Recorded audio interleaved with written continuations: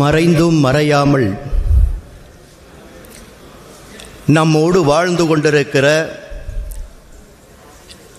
தெய்வ திரு இரா சம்பத்குமார் அவர்களுடைய திருவுருவப் படத்தை திறந்து அவருக்கு மிகுந்ததொரு புகழஞ்சலியை செலுத்த வேண்டுமென்று விரும்பி அவரால் கடந்த 25 ஆண்டுகளாக செம்மையாக வழிநடத்தப்பட்ட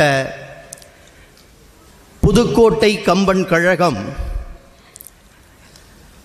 அவர் இறந்து ஒரு 3 நாட்களிலேயே அதனுடைய தலைவரும் அவருடைய மற்ற உறுப்பினர்களும் எங்கள் குடும்பத்தை அணுகி,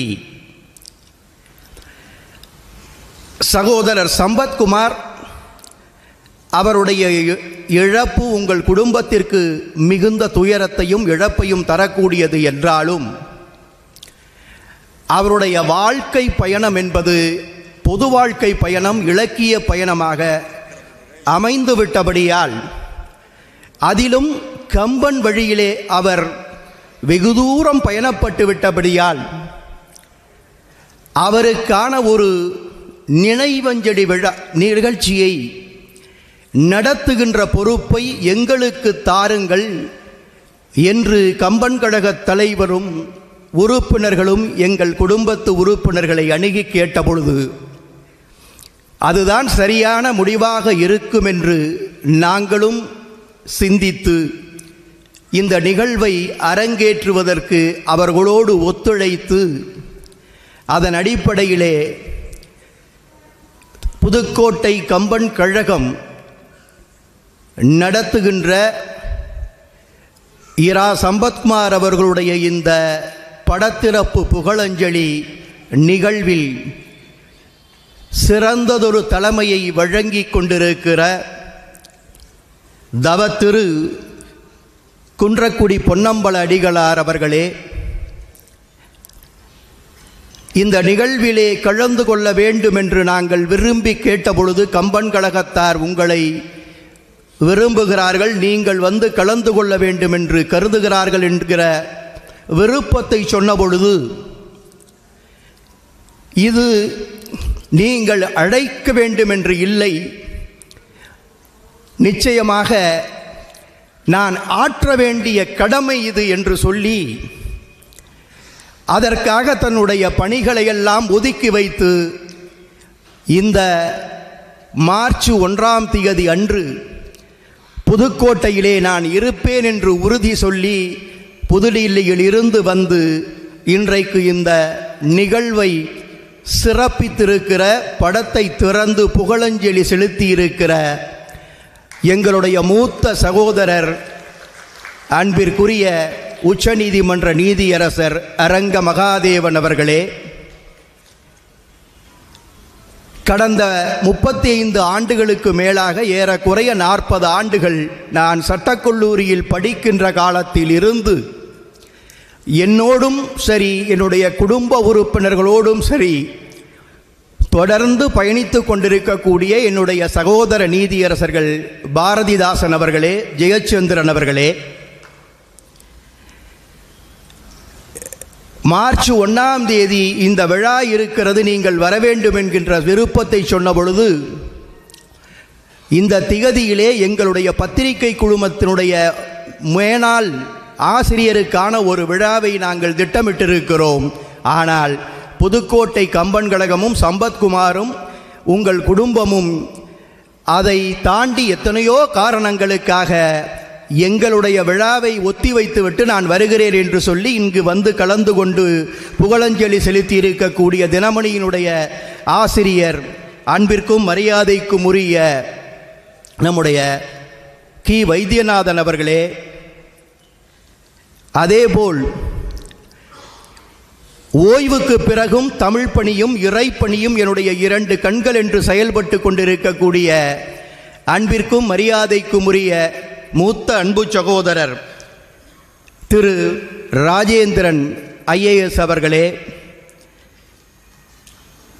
இந்த அரங்கிலே கலந்து கொண்டு தங்களுடைய புகழஞ்சலியை பதிவு செய்திருக்கக்கூடிய தமிழகத்தின் பல்வேறு கம்பன் கழகங்களுடைய தலைவர்களே, பொறுப்பாளர்களே, திரு சம்பத்குமார் தலைமை தாங்கி அல்லது அவருடைய சிறந்த பங்களிப்போடு புதுகை மாவட்டத்திலே நடைபெற்ற பல்வேறு இயக்கங்களினுடைய பிரதிநிதிகளாக இங்கே புகழஞ்சலி செலுத்தியிருக்கக்கூடிய பெரியவர்களே, இந்த அரங்கம் நிறைய கடந்த 3 மணி நேரமாக அமர்ந்து இந்த புகழஞ்சலியை தங்களுடைய பங்களிப்பை மிகச்சிறப்பாக தந்து கொண்டிருக்கக்கூடிய சான்றோர்களே, எல்லாவற்றிற்கும் மேலாக புதுக்கோட்டை கம்பன் கழகத்தினுடைய ஆற்றல் மிகு தலைவர் அன்பிற்குரிய திரு ராமச்சந்திரன் அவரோடு இணைந்து பணியாற்றி கொண்டிருக்கக்கூடிய கம்பன் கழகத்தினுடைய ஏனைய உறுப்பினர்கள், நீதித்துறையிலிருந்து வந்திருக்கக்கூடிய நீதிபதிகள், இலக்கியத்துறையிலிருந்து வந்திருக்கக்கூடிய இலக்கியவாதிகள், பல்வேறு அரசியல் இயக்கங்களிலிருந்து வந்திருக்கக்கூடிய அன்பிற்குரியவர்கள், சன்னிதானங்கள், இன்னும் பல்துறை பிரிவுகளிலிருந்து வந்திருக்கக்கூடிய அன்புசால் பெருமக்கள், உறவு, நட்பு என்று ஒரு பெரும் கூட்டமாக திரண்டு வந்து இன்றைக்கு இந்த புகழஞ்சலியை நடத்தி கொண்டிருக்கக்கூடிய உங்கள் அத்துணை பேரையும் என்னுடைய மிகுந்த அன்பால் வணங்கி மகிழ்கிறேன். ஏறத்தாழ 22 பேர் பேசியிருக்கிறார்கள் இந்த புகழஞ்சலியிலே. இந்த 22 பேரும் தெய்வ திரு சம்பத்குமார் அவர்களை பற்றியும், அவர் ஆற்றிய பணிகள் பற்றியும், அவர் செய்த தொண்டு பற்றியும், அவர் நடந்து வந்த பாதை பற்றியும், அவர் தடம் பதித்தது பற்றியும், அவர் பிறருக்கு செய்த உதவி, ஒவ்வொருவருக்கும் தனிப்பட்ட முறையில் செய்த உதவி, ஒவ்வொருவருடைய சுக துக்கங்களை பகிர்ந்து கொண்ட பாங்கு, இப்படி அவரவர்கள் எப்படிப்பட்ட உணர்வுகளை, எப்படிப்பட்ட உதவிகளை, எப்படிப்பட்ட நட்பை அவர்கள் பெற்றார்களோ சம்பத்குமாரிடமிருந்து, அவற்றையெல்லாம் இங்கே புகழ் அஞ்சலியாக, புகழ் மாலையாக தொடுத்து கடந்த 3 மணி நேரமாக உங்களுடைய செவிகளுக்கு தந்தார்கள். பேசுகின்ற பொழுது இந்த மேடையில் மாத்திரமல்ல, இன்னும் பல இடங்களில், பல மேடைகளில் சம்பத்குமாரை பற்றி பேசுகின்ற பொழுதும் சரி, என்னை பற்றி பேசுகின்ற பொழுதும் சரி, என்னுடைய சகோதரர்களை, சகோதரியை, குடும்ப உறுப்பினர்களை பற்றியெல்லாம் பேசுகின்ற பொழுது பல நண்பர்கள் குறிப்பிட்டு சொல்வது உண்டு, புதுக்கோட்டை மாவட்டத்திலே ஒரு பெரிய குடும்பம், ஒரு பாரம்பரியமிக்க குடும்பம், ஒரு புகழ் மிகுந்த குடும்பம், அதிலிருந்து வந்தவர் இவர் என்று சொல்லி விழித்து பேசுவது உண்டு. நான் யோசித்து பார்ப்பேன். எத்தனையோ குடும்பங்களை நான் பார்த்திருக்கிறேன், எத்தனையோ பெரியவர்களை பார்த்திருக்கிறேன், நிறைய செல்வந்தர்களை பார்த்திருக்கிறேன், நிறைய தொண்டு செய்தவர்களை பார்த்திருக்கிறேன். இன்னும் பன்னெடுங்காலமாக பல பொறுப்புகளிலே, பதவிகளிலே தொடர்ந்து இருப்பவர்களை, அவர்களுடைய குடும்ப உறுப்பினர்களை நான் அறிந்திருக்கிறேன், பார்த்திருக்கிறேன். அவர்களையெல்லாம் பாரம்பரியமிக்க குடும்பம், பெரிய குடும்பம், புகழ்மிக்க குடும்பம் என்று சொன்னால் அது பொருத்தமாக இருக்கலாம். எங்களை பொறுத்த அளவிலே மிகுந்த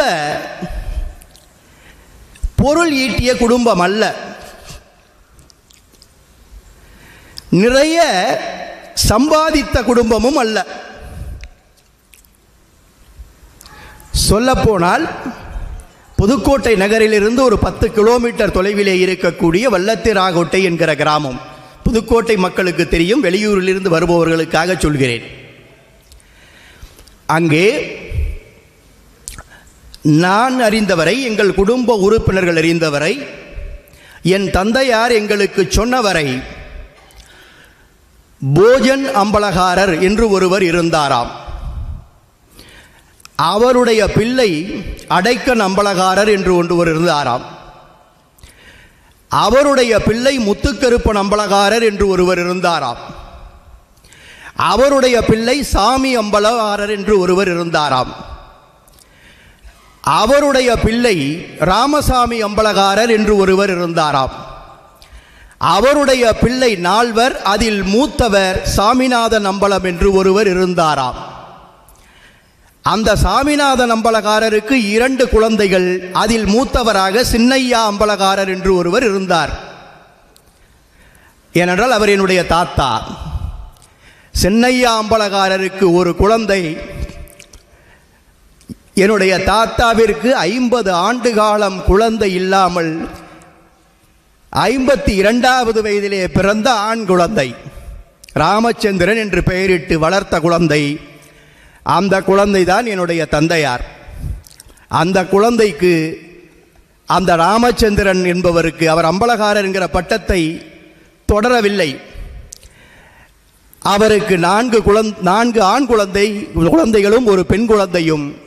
அந்த 4 ஆண் குழந்தை ஒரு பெண் குழந்தை எல்லோருக்கும் மூத்தவராக அந்த குடும்பத்திலே வந்து உதித்தவர் தான் இன்றைக்கு நீங்கள் புகழஞ்சலி செலுத்திக் கொண்டிருக்கக்கூடிய சம்பத்குமார்.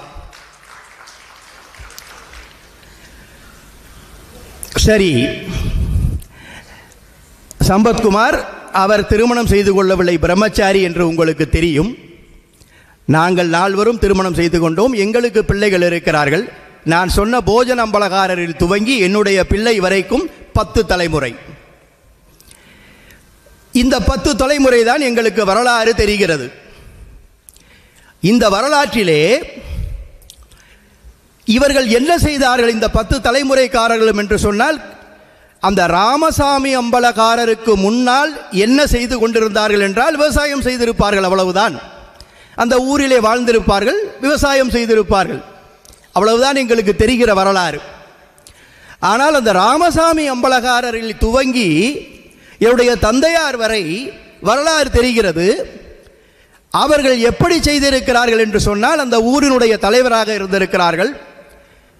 அதற்கு பிரிட்டிஷ் காலத்திலே ராஜா தொண்டைமானுடைய ஆட்சியிலே ஒவ்வொரு கிராமத்திலும் ஒரு குடும்பத்திலே இருக்கக்கூடிய தலை குடும்பமாக வைத்து அதனுடைய மூத்த பிள்ளையை, ஆண் பிள்ளையை அந்த கிராமத்திலே ஒரு தலைவராக்குவார். அதற்கு அம்பலகாரர் என்று அவர்கள் பெயர் கொடுத்து வந்தார்கள்.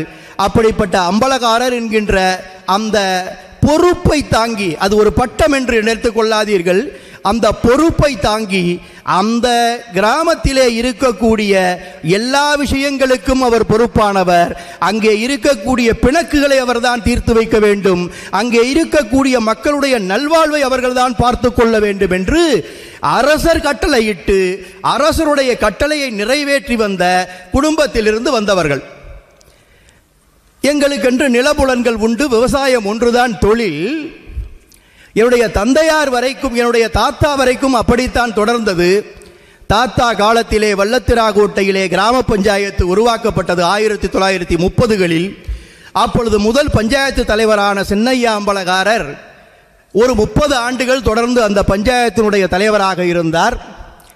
அதற்கு பிறகு என்னுடைய தந்தையார், அவர் தொடர்ந்து அந்த கிராமத்து பஞ்சாயத்துடைய தலைவரானார். ஜனநாயக முறைப்படி தேர்தலிலே நின்று வெற்றி பெற்று தலைவரானார். 40 ஆண்டுகள் அவர் அந்த பஞ்சாயத்தினுடைய தலைவரானார்.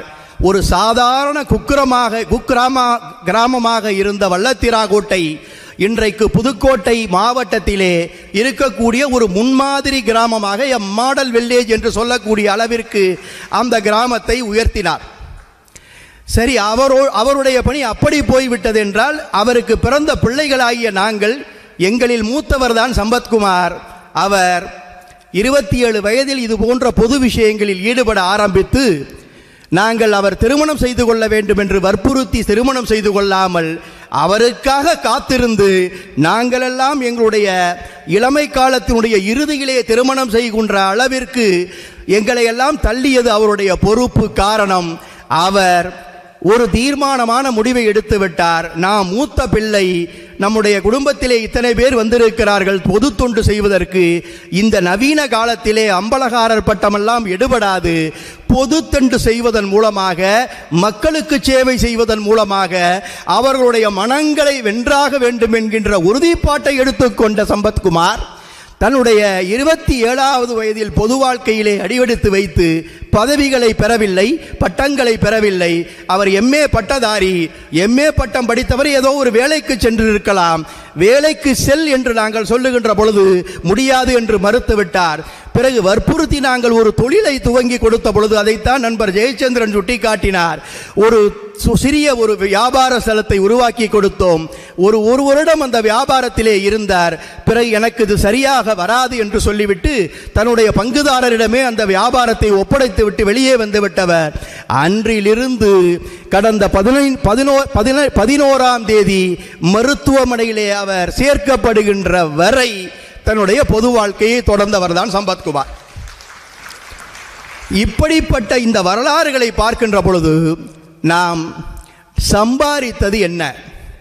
எதற்காக நம்மை பாரம்பரியமான குடும்பம் என்று சொல்கிறார்கள், எதற்காக புகழ்மிக்க குடும்பம் என்று சொல்கிறார்கள் என்று எண்ணி எண்ணி பார்க்கின்ற பொழுது எனக்கு கிடைத்த விடைதான் இங்கே உங்களுக்கு புகழஞ்சலியாக சொன்னார்கள். எப்படி நண்பர் ஜெயச்சந்திரன் சொன்னாரோ, அன்பை மூலதனமாக வைத்து அன்பினுடைய காரணமாக தன்னுடைய உதவியையும் தொண்டையும் மக்களுக்கு செய்வதன் மூலமாக வியாபாரமாக தொண்டை செய்து, அன்பை மூலதனமாக வைத்து தொண்டை வியாபாரமாக செய்து அந்த மனங்களை எல்லாம் வென்றெடுப்பதுதான் நாம் செய்கிற வியாபாரத்திலே நாம் பெறுகிற லாபம் என்கிற செலவிற்கு அவர் வாழ்ந்ததால் தான் அவர் வர்த்தகர் கழகத்தினுடைய தலைவராக போனார் என்று கூட அவர் குறிப்பிட்டாரே. அப்படி இந்த காலகட்டத்திலே நீங்கள் பார்த்தீர்கள் என்றால் நாங்கள் சம்பாதித்தது என்பது பொது வாழ்க்கையிலே ஈடுபட்டு முடிந்த உதவியை மற்றவர்களுக்கு செய்து அவர்களுடைய மனங்களை வென்றது மாத்திரம்தான் நாங்கள் சேர்த்து வைத்திருக்கிற சொத்து. அந்த சொத்தை சேர்த்து வைத்ததனால் நாங்கள் பெரிய குடும்பம் என்றும் செல்வாக்கு மிக்க குடும்பம் என்றும் புகழ்மிக்க குடும்பம் என்றும் எல்லோரும் சொல்லிக் கொண்டிருக்கிறார்கள். இனியும் சொல்லுவேன், நான் நீதிபதியாக இருக்கிறேன். இன்னும் சில காலத்திலே நான் ஓய்வு பெறுவேன். நான் நீதிபதியாக இருக்கின்ற காலத்திலே கூட முடிந்தவரை நீதித்துறையினுடைய பணியை தாண்டி அதனுடைய நீதிப்பணியினுடைய சுமைகளையும் தாண்டி முடிந்தவரை பொது வாழ்விலே என்னால் எதை செய்ய முடியுமோ அதை செய்து கொண்டிருக்கிறேன். என்னுடைய குடும்பத்திலே இருக்கக்கூடிய அத்துணை பேரும் அதைத்தான் செய்து கொண்டிருக்கிறார்கள். சம்பத்குமாரிடம் நான் பேசும்போது அவர் சொல்லுவார், ஏதாவது ஒரு சிறிய பொருளாதாரமாவது நமக்கு வேண்டாமா, குறிப்பாக உனக்கு வேண்டாமா என்று நான் கேட்கின்ற பொழுது அவர் சொல்லுவார், ஜபர்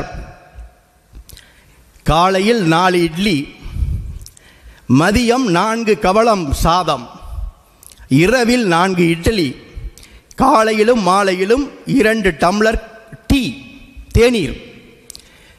நான் போட்டிருக்கிற இந்த வெள்ளை சட்டை, இந்த வெள்ளை வேட்டி, இதை நான் துவைத்து செலவு செய்து கொள்வதற்கான ஒரு சிறிய இதுதான் என்னுடைய வாழ்க்கை.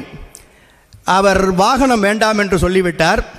எல்லா நண்பர்களுக்கும் தெரியும், நடந்துதான் செல்வார் அல்லது பேருந்திலே பயணிப்பார். பேருந்திலே பயணிப்பார், நடந்து செல்வார். 4 முழம் வேட்டி, அரைக்கை சட்டை. அவர் சொன்னது போல் காலையிலே 4 இட்லி, மத்தியானம் 4 கவளம் சாதம், இரவிலே 4 இட்லி. இது போரும். இதுதான் நான் உயிர் வாழ்வதற்கு. பிறகு அவருக்கு சில உடல் உபாதைகள் வந்தன. மருத்துவர்களுடைய அறிவுரையின்படி மாத்திரைகளை உட்கொள்ள வேண்டும். அந்த மாத்திரை வாங்குவதற்கு கொஞ்சம் காசு. இதுதான் என்னுடைய தேவை. இந்த தேவைதான் எனக்காக நான் சேர்த்து கொள்ள வேண்டியது. இதை தாண்டி என்னுடைய தேவைகள் என்பது இந்த பூமியிலே இல்லை என்று தைரியமாக சொன்னார். அவர் பிரம்மச்சாரி, அதனால் தைரியமாக சொன்னார். நாம் எல்லாம் குடும்பஸ்தர்கள், அவ்வளவு தைரியமாக சொல்லிவிட முடியாது. என்றாலும் கூட சம்பத்குமார் எந்த கொள்கையை கொண்டிருந்தாரோ அந்த கொள்கையிலே உறுதியாக இருந்தார். அவரை பற்றி அவருடைய நெருங்கிய நண்பராக இருக்கக்கூடிய தங்கமூர்த்தி ஒரு 10-15 ஆண்டுகளுக்கு முன்பு அவர் ஒரு நூலிலே பதிவு செய்கிறார். நிறைய சொல்லிக் கொண்டு வருகின்ற பொழுது ஒரு இடத்திலே சொல்லுவார், நல்லவை என்றால் நற்கரம் கொடுப்பார். சம்பத்குமாரை பற்றி சொல்லுகின்ற பொழுது சொல்லுவார், நல்லவை என்றால் நற்கரம் கொடுப்பார், அல்லவை என்றால் அப்போதே உடைப்பார் என்று அவர் பதிவு செய்திருக்கிறார். அவரை பொறுத்த அளவிலே நல்லவற்றுக்கு கரம் கொடுப்பதும் அல்லவையை உடைத்தெறிவதும் தன்னுடைய கொள்கை என்று கொண்டிருந்தவர். இங்கே மன்னர் குடும்பத்திலிருந்து வந்திருக்கிறார் அம்மையார் சாருபாலா தொண்டைமான். 2 ஆண்டுகளுக்கு முன்பு புதுக்கோட்டை மன்னருடைய 100ஆண்டு விழா நடத்த வேண்டும் என்கிற ஒரு திட்டத்தோடு அவர் வருகிறார். அந்த திட்டத்தை சம்பத்குமாரிடம் சொல்கிறார். சம்பத்குமார் ஆமாம் நானும் அந்த திட்டத்தோடு இருக்கிறேன் என்று சொல்லி அதற்கான திட்டங்களை தீட்டி அந்த விழாவை நடத்துவதற்கு அவர்கள் பெருமுயற்சி எடுத்தார்கள். நிறைய இடையூறுகள் வந்தன. அந்த இடையூறுகளை எல்லாம் லாவகமாக சம்பத்குமார் சமாளித்தார் என்று நான் சொல்ல மாட்டேன். இடையூறுகளை அவருடைய பாணியிலேயே உடைத்தெறிந்துவிட்டு அந்த விழாவை நடத்தினார்.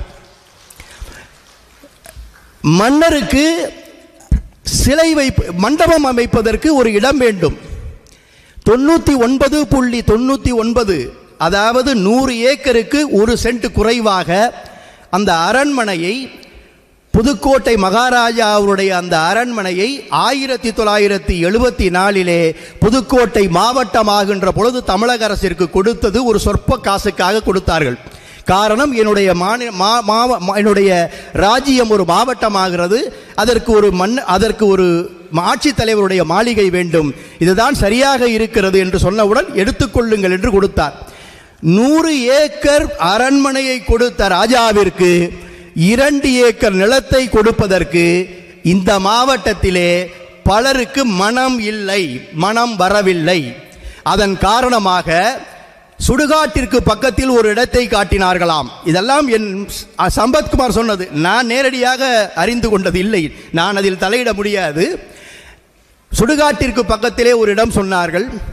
பிறகு மிகுந்த போராட்டத்திற்கு பிறகு அரண்மனையுடைய பின்பகுதியிலே யாருமே பார்க்காத இடத்திலேயே ஒரு இடத்தை ஒதுக்கி கொடுத்தார்களாம். ஆனால் சம்பத்குமார் என்ற இரும்பு மனிதர் சொன்னதுதான், மன்னருக்கு இடம் என்றால் அது முன்பகுதியிலே, இந்த மூலையிலே, இந்த இடத்திலே தான் 2 ஏக்கர் வேண்டும். இதை கொடுக்கின்ற வரை நாங்கள் ஏற்றுக்கொள்ள மாட்டோம்.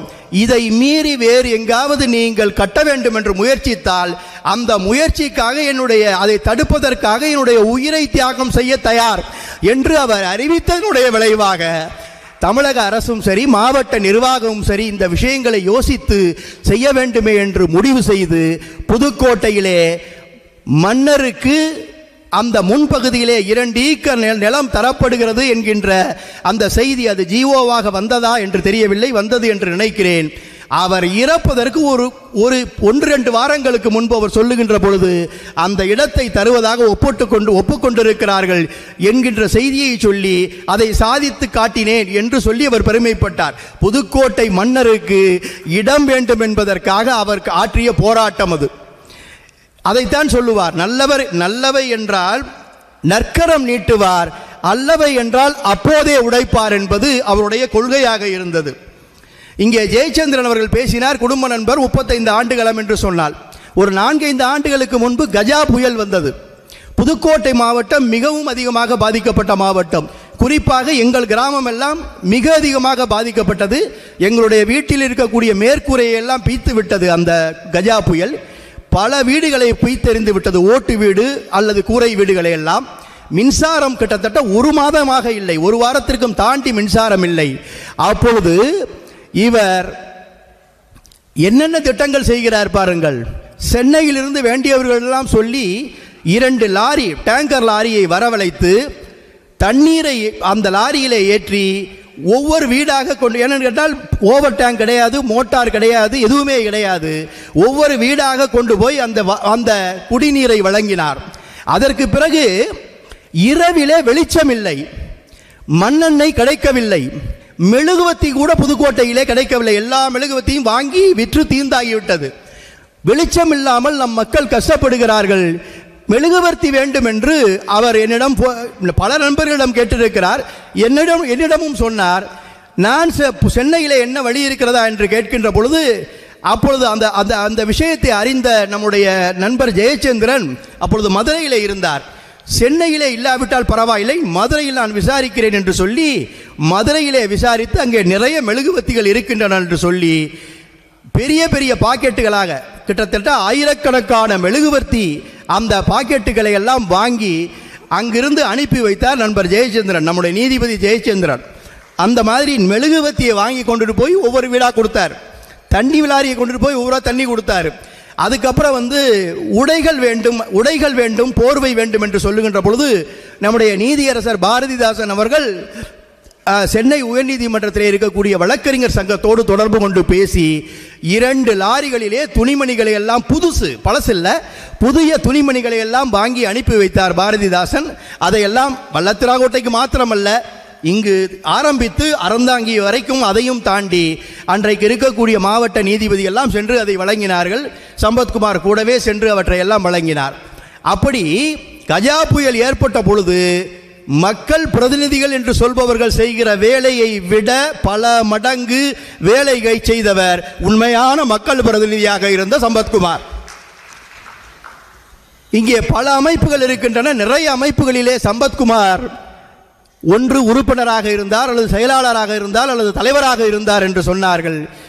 இத்தனை அமைப்புகளையும் தேடி அவர் உருவாக்கியதற்கு காரணம் பதவி என்று போட்டுக்கொள்வதற்காக, தலைவர் செயலாளர் என்று பதவி போட்டுக்கொள்வதற்காக அல்ல. ஒவ்வொரு ஆங்கிலத்திலே செக்டார் என்று சொல்வார்கள், ஒவ்வொரு பிரிவு மக்களுக்கும் ஒவ்வொரு வகையான உதவி தேவைப்படும். கம்பன் கழகத்தை நடத்துகின்ற பொழுது இலக்கிய பணி செய்யலாம், ஆனால் வறியவர்களுக்கு உதவி செய்ய வேண்டும், சாமானியர்களுக்கு உதவி செய்ய வேண்டும். இப்படி பல்வேறு காரணங்களினால் பல்வேறுபட்டவர்களுக்கு உதவி செய்ய வேண்டும் என்றால் பல வகையான அமைப்புகள் தேவை என்று நிறைய அமைப்புகளை உருவாக்கினார். அப்படிப்பட்ட ஒரு அமைப்பு தான் நகர்நல இயக்கம். அவர் படித்த கல்லூரி பாழடைந்து போகிறது, அது கட்டடம் இடிந்து விழுகிறது போல் இருக்கிறது என்கின்ற செய்தியெல்லாம் வந்தவுடன் என்னிடம் பேசினார். அந்த முன்னாள் மாணவர் சங்கம் செயல்படாமல் இருக்கிறது, அதை நான் கையில் எடுக்கப் போகிறேன் என்று சொல்லி 2-3 அமைச்சர்கள் என்னை உள்பட பணித்து நீங்கள் வர வேண்டும் என்று சொன்னால் நாங்கள் சென்றோம். அப்பொழுதுதான் அந்த பாதாள சாக்கடை ஒரு பெரிய பிரச்சனையாக இருந்தது. அதை அன்றைக்கே தீர்த்து வைத்தார். முன்னாள் மாணவர் சங்கத்துடைய தலைவராக இருந்து புதுக்கோட்டையில் இருக்கக்கூடிய திருக்கோயில்களுக்கான திருப்பணிகளை எல்லாம் செய்ய வேண்டும் என்று சொல்லி பேரியக்கம் என்று திருக்கோயில் பேரியக்கத்தை துவக்கி அதனுடைய தலைவராக இருந்து பல பணிகளை செய்தார். இப்படி ஒவ்வொன்றாக அடுக்கிக் கொண்டே போகலாம். கம்பனுக்கு 10 நாள் விழா எடுத்தது உங்கள் அத்தனை பேருக்கும் தெரியும். கம்பனுக்கு விழா எடுத்ததை தாண்டி தமிழ்நாட்டில் கம்பன் கழகத்தை ஒரு மாபெரும் இலக்கிய சமூக மொழியியல் இயக்கமாக மாற்ற வேண்டும் என்கின்ற ஒரு தனியாத தாகம் அவருக்கு எப்பொழுதும் இருந்தது. அது 25 ஆண்டுகளுக்கு முன்பு எத்தனையோ பேர் முயற்சித்து நடக்கவில்லை. ஆனால் இவர் முயற்சித்து கம்பன் கழகத்தினுடைய தலைவர் திரு ராமச்சந்திரனுடைய துணையோடு அதை சாதித்து காட்டி 3 மாதங்களுக்கு முன்பு புதுக்கோட்டையிலே தமிழ்நாட்டிலே இருக்கக்கூடிய 46 கம்பன் கழகங்கள் கலந்து கொண்டு தமிழ்நாட்டிலே இருக்கக்கூடிய கம்பன் கழகங்களுடைய கூட்டமைப்பினுடைய தலைவராக திரு ராமச்சந்திரன் அவர்களும் அதனுடைய துணைத் தலைவராக திரு முரளி அவர்களும் இங்கே இருக்கக்கூடிய பலரும் அதனுடைய பொறுப்பாளர்களாக நியமிக்கப்பட்டு உங்களுக்கு என்ன பதவி என்று எல்லோரும் கேட்கின்ற பொழுது உங்களை எல்லாம் ஒருங்கிணைக்கின்ற பணிதான் என்னுடைய பணி, வேறு பணி எனக்கு இல்லை என்று சொல்லவர் சம்பத்குமார். அதை கேள்விப்பட்டு அவருடைய இறப்பின் பொழுது பலர் எனக்கு செய்திகளை அனுப்பினார்கள். சென்னையிலே பழனியப்பன் என்று ஒரு மிகப்பெரிய அறிஞர் இருக்கிறார். அவர் ஒரு வங்கி அதிகாரி. அவர் ஒரு தனி நபராக கம்பராமாயணத்திற்கும் ஒரு தனி 4000 திவ்ய பிரபந்தத்திற்கும் பெரிய புராணத்திற்கும் உரை கண்ட ஒரு மாபெரும் மனிதர். அவர் தொலைபேசியிலே நான் தழுதழுத்த குரலிலே எனக்கு சொல்லி போனார், ஐயா, கம்பன் கழகங்களை ஒருங்கிணைக்கிற பணியை எவ்வளவோ பெரிய மனிதர்கள் கம்பனொடிப்படி உள்பட அத்தனை பேரும் முயற்சி செய்து முடியவில்லை, ஆனால் சம்பத்குமார் ஐயா சாதித்து காட்டினார். அப்படிப்பட்ட சாதனையாளருக்கா மரணம் வந்துவிட்டது என்று சொல்லி ஓ என்று கதறி எழுதார். அவருக்கு வயது 80 இருக்கும். கதறி எழுதார். 67 வயதிலே மரணமா? இது என்ன ஆச்சரியம் என்று. 67 வயதிலே அவர் ஏன் மரணித்தார் என்பதற்கான காரணத்தை அன்பிற்குரிய சகோதரர் ராஜேந்திரன் உங்களுக்கு சொன்னார். அது சிவஞான போதம் சொல்லுகின்ற கதை. உயிராக ஜனிக்கின்ற பொழுது அந்த உயிர் மலத்தோடும் அழுக்கோடும் இருக்கிறது. அழுக்கோடு இருக்கக்கூடிய உயிரை உமி நீக்கிய நெல்லிலே இருக்கக்கூடிய உமி நீக்கிய அரிசியாக உட்கொள்கிறோமே, அப்படி மலம் நீக்கிய உயிரை அழுக்கு நீக்கிய உயிரை மீண்டும் இறைவன் ஏற்றுக்கொள்கிறான் என்கின்ற ஒரு உலகளாவிய தத்துவத்தை சிவஞான போதம் என்கின்ற சைவ நெறி தத்துவம் நமக்கு சொல்லுகிறதே. அந்த சைவ நெறி தத்துவத்தினுடைய உண்மை சொரூபமாக சம்பத்குமார் மாறியிருக்கிறார் என்றுதான் ராஜேந்திரன் சொன்னார். அவருடைய வாழ்ந்த அந்த 67 ஆண்டுகளில் தொடர்ந்து புண்ணியங்களை சேர்த்ததன் காரணமாக அந்த உயிர் அழுக்கு நீக்கிய உயிராக, மலம் நீக்கிய உயிராக, அது இறைவனுடைய திருவடியிலே இளைப்பாற சென்றிருக்கிறது. எனவேதான் சம்பத்குமாருக்கான மரணம் 67 வயதிலே நிகழ்ந்தது என்கின்ற ஒரு பேருண்மையை சொன்னாரே ராஜேந்திரன். அதைத்தான் நாமும் ஏற்றுக்கொள்ள வேண்டும். அன்றைக்கு 11ஆம் தேதி அவருடைய பிறந்த நாள், ஜனவரி 11ஆம் தேதி அவருடைய பிறந்த நாள். பிறந்த நாளுக்கு அவர் கொண்டாட மாட்டார். பிறந்த நாள் அன்றைக்கு அவருடைய கைபேசியை அவர் ஆஃப் செய்து வைத்து விடுவார். அதை யாரும் அவரோடு தொடர்பு கொள்ள முடியாது. பிறந்த நாள் கொண்டாடுவது அவருக்கு பிடிக்காது. ஆனால் 11ஆம் தேதி இரவு 10-11 மணிக்கு அவருக்கு நெஞ்சு வலி வருகிறது. அவர் மருத்துவமனையிலே அனுமதிக்கப்பட்டார். 11ஆம் தேதிக்கு முதல் நாள், அதாவது 10ஆம் தேதி இரவு சென்னையிலே இருக்கின்ற என்னோடு தொலைபேசியிலே பேசுகிறார். அரை மணி நேரம் பேசுகிறார். அந்த அரை மணி நேரமும் அவர் பேசியது வேறு ஒன்றுமில்லை. அதற்கு முதல் மாதம் நான் இங்கு வந்திருக்கின்ற பொழுது அங்கே இருக்கக்கூடிய வெள்ளாற்றிலே புதுக்கோட்டையினுடைய நகரினுடைய கழிவுநீரெல்லாம் கலக்கிறது. அந்த கழிவுநீரை கலக்கின்ற பொழுது அது விவசாயத்திற்கு பயன்படவில்லை. அங்கே இருக்கக்கூடிய விவசாயிகள் எல்லாம் வந்து மிகவும் சிரமப்படுகிறார்கள். அவர்கள் தங்களுடைய கோரிக்கைகளை வைக்கிறார்கள். அரசிடம் அந்த கோரிக்கை சென்றிருக்கிறது, இருந்தாலும் உடனடி நடவடிக்கை இல்லை. நீ ஏதாவது வந்து அதை பார் என்று சொன்னார். நான் நீதிபதியாக இருக்கிறேன், நான் யாருக்கும் உத்தரவெல்லாம் போட முடியாது என்று நான் சொல்லுகின்ற பொழுது அவர் சொன்னார், நீ சும்மா வந்து பார், நம்ம ஊர் ஜனங்களுடைய அந்த ஆறு தானே, குளம் தானே என்று என்னை கேட்டார். சரி, நான் வருகிறேன் என்று சொன்னேன். அங்கே போய் நான் பார்க்கின்ற போது இவரும் இவரோடு 4 நண்பர்களும் இருப்பார்கள் என்று சொல்லி நான் போகும்பொழுது ஒரு 100கணக்கான பேர் அங்கே குழுமி இருக்கிறார்கள். ஏறத்தாழ 10-12 கிராமங்களைச் சேர்ந்த விவசாய பெருங்குடி மக்கள் அங்கே வந்து விட்டார்கள். பாருங்கள் ஐயா, இந்த ஆறு எப்படி இருக்கிறது, புதுக்கோட்டையில் ஓடக்கூடிய ஒரே ஆறு வெள்ளாறு, வெள்ளாறு இப்படி இருக்கிறதே என்று சொல்லி எல்லோரும் சொல்லுகின்ற பொழுது அந்த நீர்வளத்துறையுடைய அதிகாரிகளை கேட்கின்ற பொழுது, ஐயா, இதற்கான ஒரு திட்டம் நாங்கள் அரசிடம் அனுப்பியிருக்கிறோம், அந்த திட்டத்திற்கான மதிப்பீடும் அனுப்பியிருக்கிறோம், இத்தனை கோடி ரூபாய் தேவை, அது வந்தால் நாங்கள் இந்த வேலையை செய்ய தயாராக இருக்கிறோம் என்று சொன்னார்கள். அது பத்திரிகைகள் எல்லாம் வந்தது. அதற்கோடு விடவில்லை, அதை தொடர்ந்து வலியுறுத்தி இங்கே இருக்கக்கூடிய அமைச்சர்களை எல்லாம் கேட்டு எப்படியாவது நீங்கள் அந்த விஷயத்தை செய்ய வேண்டும் என்று சொல்லி அவர் தொடர்ந்து வலியுறுத்தி கொண்டிருந்தார். அதனுடைய தொடர்ச்சியாக 10ஆம் தேதி இரவு அவர் 9 முதல் 9 மணி வரை என்னோடு பேசுகின்ற பொழுது முழுக்க அவர் பேசியது, அவர் எப்பொழுதுமே தன்னை பற்றியும் குடும்பத்தை பற்றியும் எல்லாம் பேசுவது கிடையாது. ஒரு நிமிடம் பேசுவார், எங்கே இருக்கிறாய், எப்படி இருக்கிறாய், மனைவி பிள்ளை நல்லா இருக்கிறாள், அதை மட்டும் கேட்பார், வேற ஒன்றும் பெருசாக கேட்க மாட்டார். கூட்டு அவர் சொல்றாரு, நீ நம்ம பேசிக்கொண்டது போல் அந்த ஆற்றை சுத்தம் செய்ய வேண்டும், அந்த ஆற்றிலே இருக்கக்கூடிய கழிவு நீர் அகற்றப்பட வேண்டும், அந்த ஆற்றிலே இருக்கக்கூடிய ஆகாய தாமரையும் அந்த கருவேல மரங்களும் வெட்டி வீழ்த்தப்பட வேண்டும், மீண்டும் பொலிவோடு அந்த வெள்ளாறு புதுக்கோட்டை மண்ணிலே ஓட வேண்டும், விவசாயம் செழிக்க வேண்டும். இது நம்முடைய லட்சிய கனவு, விவசாயிகளுக்காக நாம் செய்ய வேண்டியது. இதை நீ தொடர்ந்து நீ போராட வேண்டும், நானும் போராடுகிறேன், உண்டால் முடிந்த உதவியை நீ செய்ய வேண்டும் என்று சொன்னார். நிச்சயம் செய்வோம் என்று சொன்னேன். அதுதான் சம்பத்குமார் என்னோடு பேசிய கடைசி பேச்சு.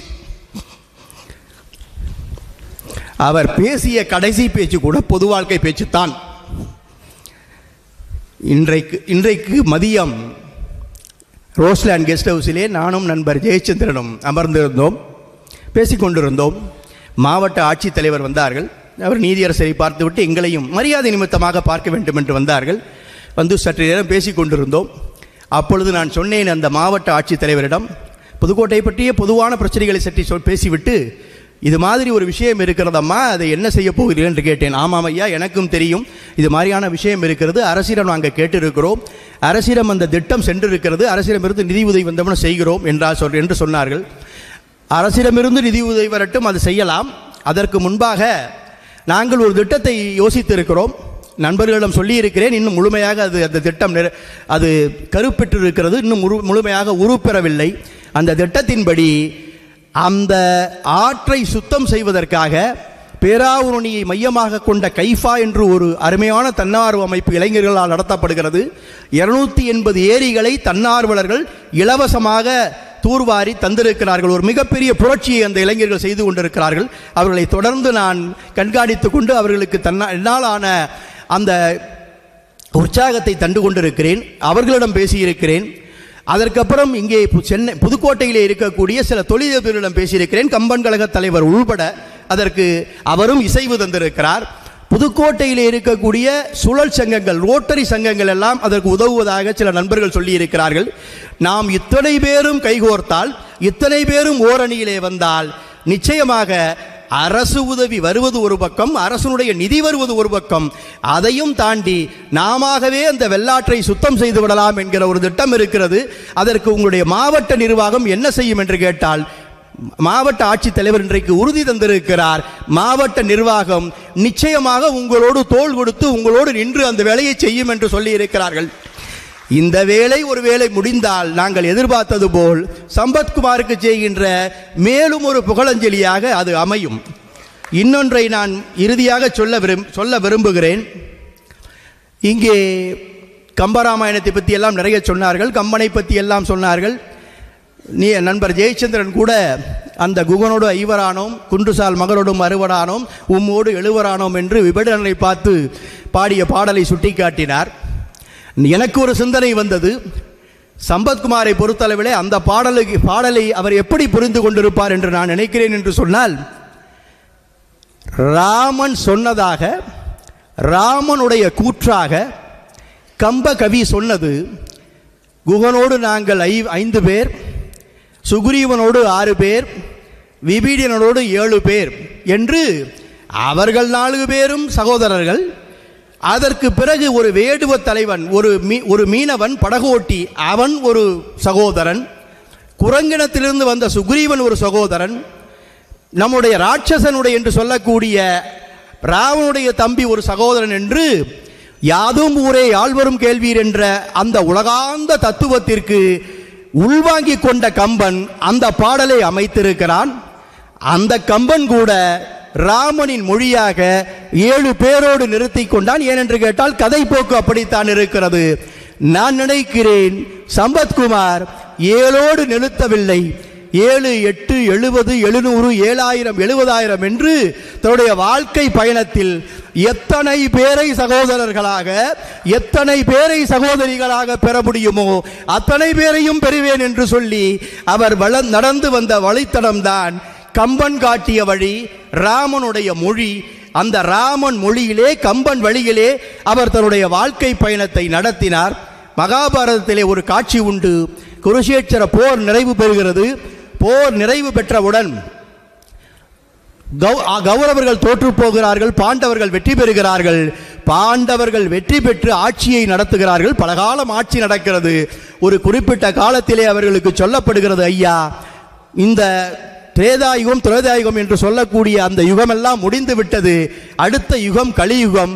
இன்னும் கொஞ்ச நாட்களிலே களி பிறக்கப் போகிறது, கலியுகம் வரப்போகிறது. களி பிறந்தால் நாம் இங்கே இருக்கக்கூடாது.